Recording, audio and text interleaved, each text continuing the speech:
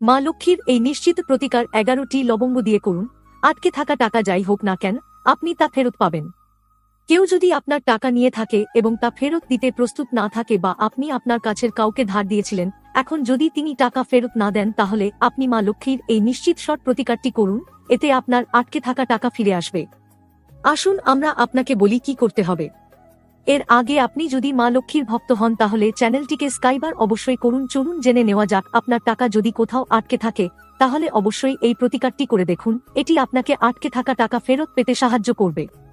বিশ্বাস করা হয় যে আটকে থাকা টাকা ফিরে পাওয়া যাবে। 11টি লবঙ্গ কর্পূর দিয়ে জ্বালিয়ে অমাবস্যা বা পূর্ণিমার রাতে দেবী লক্ষ্মীর আরাধনা করুন। যে কোন অমাবস্যা বা পূর্ণিমার দিনে আপনি এই প্রতিকার করতে পারেন। এই পূজা করার সময় একটি বিষয় মাথায় রাখুন। যখনই পূজা করবেন তখন নিজেকে শুদ্ধ রাখুন এবং শান্ত। মা লক্ষ্মী আপনার সকল ইচ্ছা পূরণ করবেন।